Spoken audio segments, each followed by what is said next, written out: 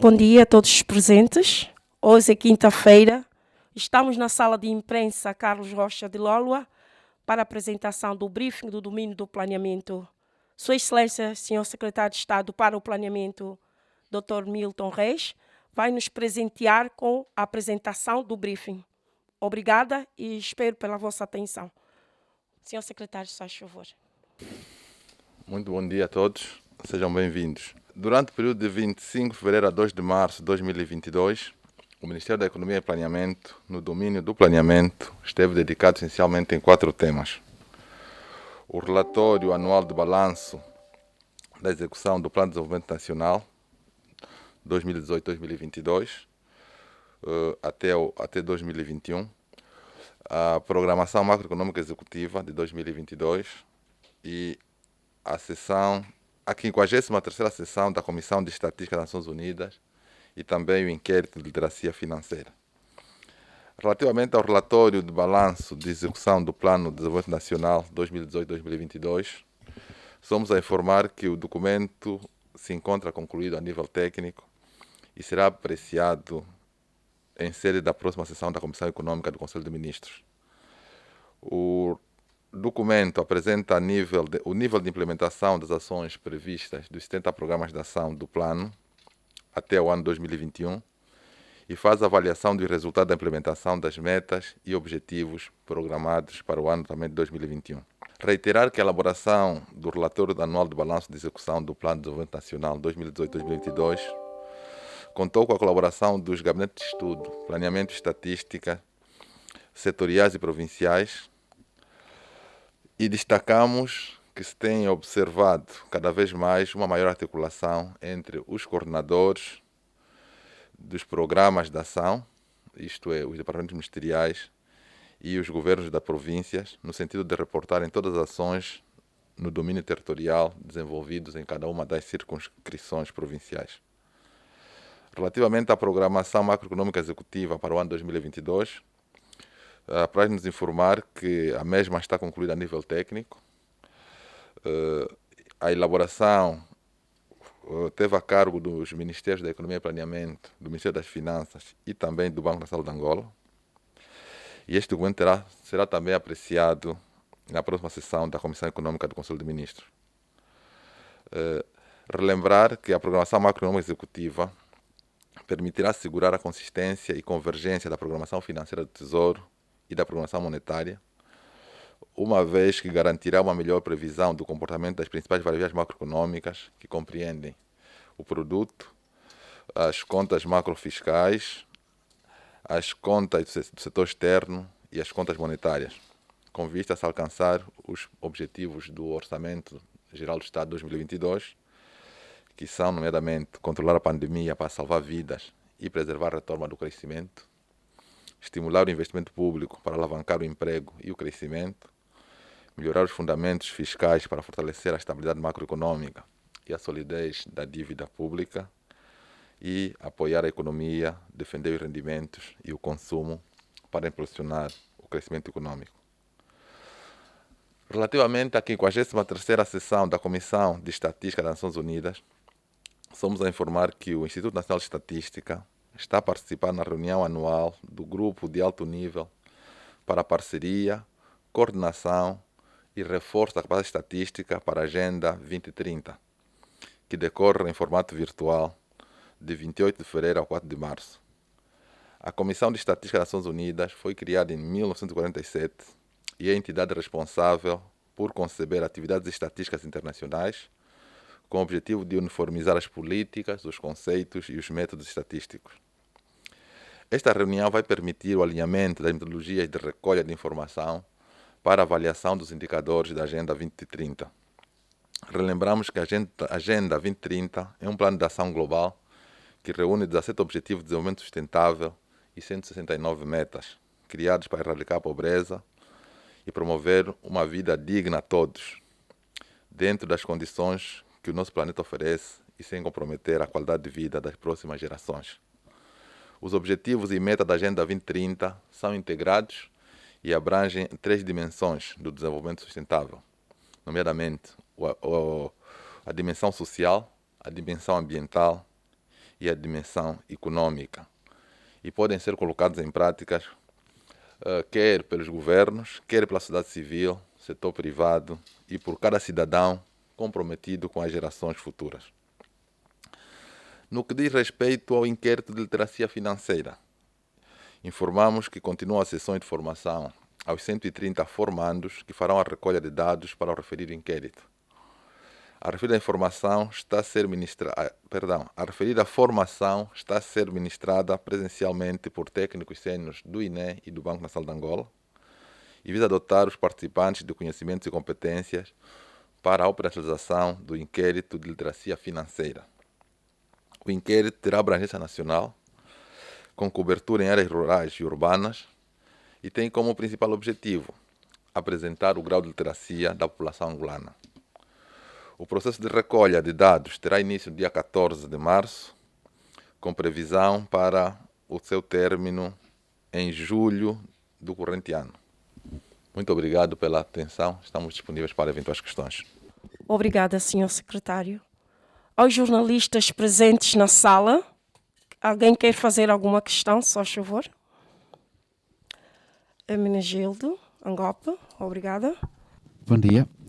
Sep, eu gostaria de perceber se nos pode avançar aqui em relação à programação macroeconômica, quais serão as prioridades para o ano de 2022. Obrigado. Muito bom dia mais uma vez. Helder Jeremias, do Jornal de Angola. Excelência, eu queria fazer duas questões simples. A primeira era saber se, tendo em conta o atual cenário de previsões de crescimento econômico para Angola, com o setor petrolífero a dar alguns superávites e o problema da geoestratégica a desempenhar um papel neste conflito que existe ali, ou melhor, existe já tendências de haver algumas flutuações em função das sanções que a própria NATO está a colocar. Será que o Estado angolano já tem um plano B para fazer face às eventuais influências que podem advir deste cenário? A outra, eu gostaria de saber se o Secretário de Estado podia falar sobre os avanços nos planos, aliás, nos projetos de parceria público-privada. Nós sabemos que existem os projetos nas províncias do Malange, Benguela, que visam dar uma dinâmica na economia, não é? Há o problema da ponte de cabotagem, de Cabinda, e são nomeadamente quatro projetos de grande impacto. Então gostaria de saber se já temos aí dados sobre a sua execução. Obrigado. Ok, obrigado. Relativamente à questão colocada pelo caro jornalista Hermenegildo Manuel, relativamente às prioridades para 2021 da PME. As prioridades da PME são aquelas que nós definimos no Orçamento Geral do Estado. Dar nota que a PME é um instrumento de gestão macroeconômica do governo, que faz uma gestão mais fina, mais próxima da realidade. O orçamento é uma previsão de muito mais longo prazo, né, de um ano. Mais longo prazo não, de um ano, normalmente. E, como sabe, as previsões, quer de receitas e depois de despesa, muitas vezes elas não se materializam, dados os vários constrangimentos que possam ocorrer ao longo do exercício econômico. A programação macroeconômica executiva, o que vem é afinar essas projeções, essas estimativas que foram feitas quando da aprovação do orçamento, tendo em conta a possibilidade de mobilização dos recursos, para realizar as despesas e também o grau de preparação das condições precedentes para realizar a despesa. Nesse sentido, o que a programação macroeconômica executiva vem fazer é essa gestão mais fina, mais próxima da realidade, mais visando alcançar aqueles que são os objetivos do Orçamento Geral do Estado, que Neste momento, os grandes objetivos são esses, né? Nós queremos, primeiro, controlar a pandemia, que não é uma questão fundamental, para que possamos preservar a vida das pessoas, das populações, e também criar as condições para que haja um ambiente econômico favorável à atividade econômica. Não é? E este que é o objetivo, um dos objetivos centrais do orçamento e que também estão espelhados na programação macroeconômica executiva. O outro é estimular o investimento público para alavancar o emprego e o crescimento. Uma das questões é, dado agora as questões da estabilidade macroeconômica conseguida e os equilíbrios fiscais, estamos em melhores condições para podermos investir mais um bocadinho em termos de investimento público, para dar mais espaço e condições para que o setor privado possa também alavancar os seus investimentos e dessa maneira promovermos o crescimento econômico. Continuar a melhorar os fundamentos fiscais, ter uma gestão macrofiscal cada vez mais prudente e eficiente, não é?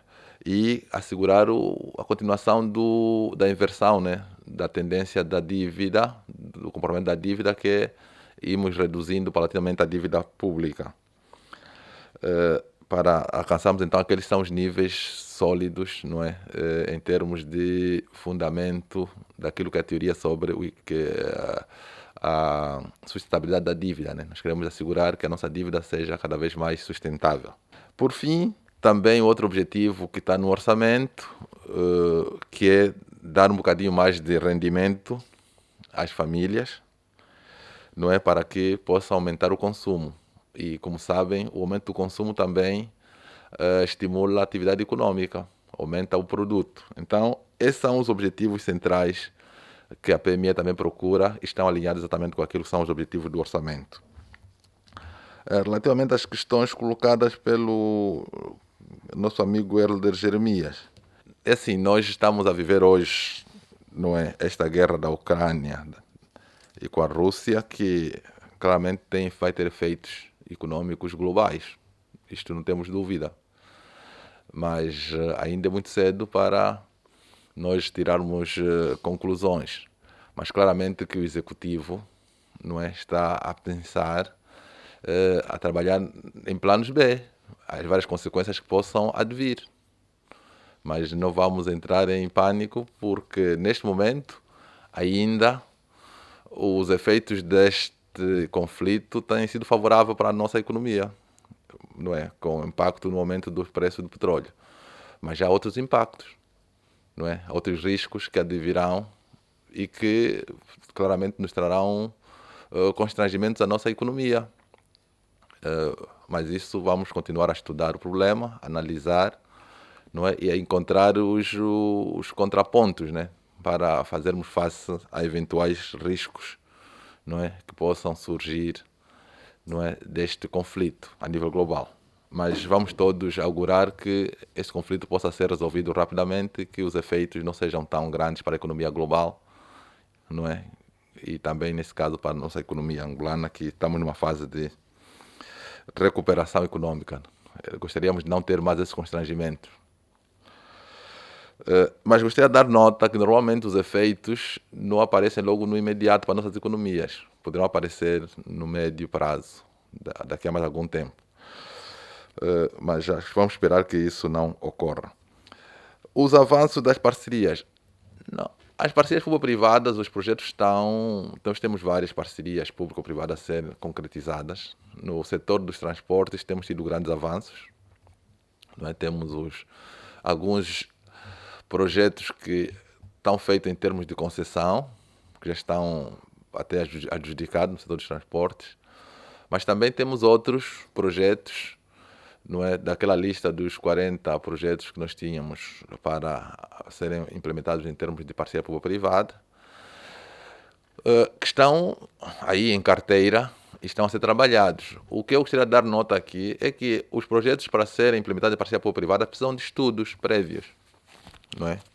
Porque é um projeto, os projetos que são implementados à base são essencialmente projetos de âmbito público. em que o privado vai complementar, trazendo investimento, mas ele precisa de rentabilizar o seu investimento. Então há um conjunto de nuances que devem ser estudadas, não é? Qual deve ser o papel do privado, qual deve ser o papel do público, o papel do Estado. E é aqui que é preciso estudar o assunto, não andar com muita pressa, porque corremos o risco de fazer e depois no futuro termos problemas entre o privado, o ente privado e o ente público. Não é? Então, há que ter um bocadinho de paciência, há que se estudar os dossiês para que haja um equilíbrio em termos de benefício para o privado e para o setor público, o Estado. E neste momento, como sabem, nós estamos a trabalhar com o Banco Mundial e há 4 estudos que estão em carteira, praticamente em fase final, não é? Que é o estudo do projeto de cabotagem, Luanda, Soio, Cabinda e vice-versa, que é o projeto das águas de Cabinda,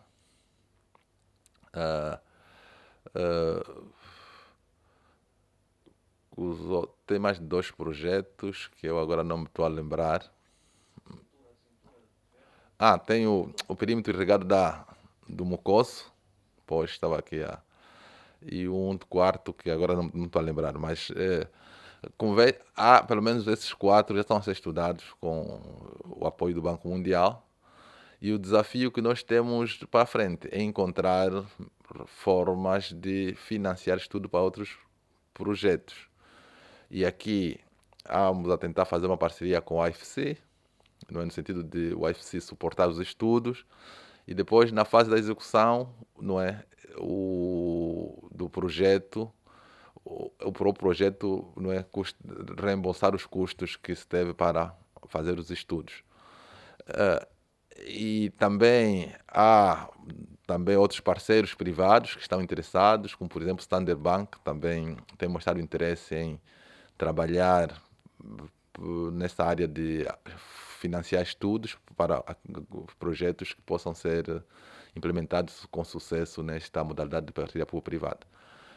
Mas o que eu gostaria de reiterar aqui é que os projetos de PPPs precisam de ser feito a priori um estudo para que haja equilíbrio em termos de benefícios, quer para o setor público, quer para o setor privado.